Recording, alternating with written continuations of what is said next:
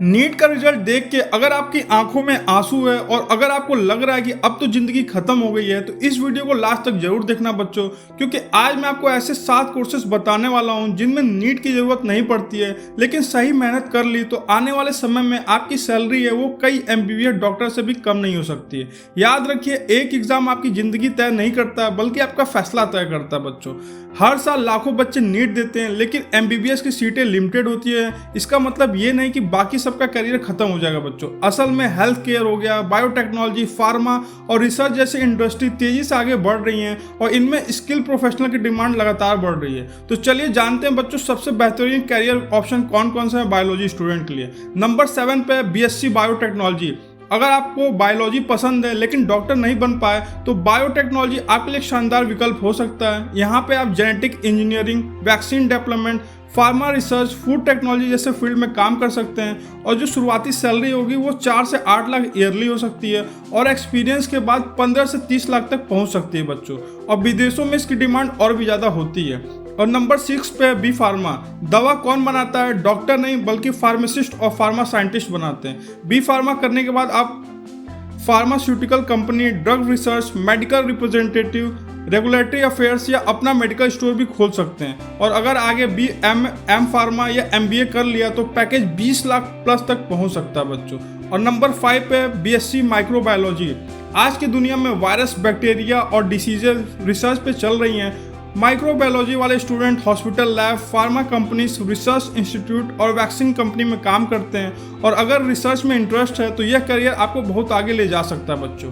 और नंबर 4 पे clinical research. नई मेडिसिन मार्केट में आने से पहले उसकी टेस्टिंग होती है और वही काम करता है क्लिनिकल रिसर्च प्रोफेशनल। इस फील्ड में इंडिया के साथ साथ फॉरेन कंपनी भी हायर करती हैं। अगर स्किल अच्छे हैं तो लाखों की सैलरी मिल सकती है बच्चों। और नंबर 3 पे बायो इन्फॉर्मेटिक्स। अगर बायोलॉजी के साथ कंप्यूटर भी सीख लिया तो समझिए जैकपॉट लग गया। बायो इन्फॉर्मेटिक्स में DNA, data analysis, AI in health care और ड्रग डिस्कवरी जैसे काम होते हैं। एआई के आने के बाद इस फील्ड की वैल्यू और बढ़ गई है बच्चों। और एक्सपीरियंस प्रोफेशनल करोड़ों के प्रोजेक्ट पे भी काम करते हैं बच्चों। और नंबर 2 पे BCA plus health care AI. यह थोड़ा अलग ऑप्शन है लेकिन फ्यूचर इसी का है। अगर पीसीबी स्टूडेंट कोडिंग सीख लें तो health care software, medical AI, hospital management system और एआई हेल्थ केयर कंपनी में जॉब पा सकते हैं। एआई के आने के बाद इस फील्ड में सैलरी बहुत तेजी से बढ़ रही है बच्चों। और नंबर 1 पे BSc data science health care specialisation. अगर फ्यूचर की बात करें तो डेटा साइंस सबसे तेजी से बढ़ने वाला स्किल में से एक है। हेल्थ केयर कंपनीज लाखों पेशेंट का डेटा एनालिसिस करने के बाद एक्सपर्ट हायर करती है।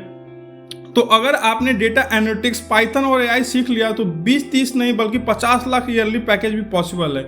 यही वजह है कि दुनिया की बड़ी बड़ी हेल्थ केयर कंपनीज इस स्किल पे करोड़ों रुपए इन्वेस्ट कर रही है।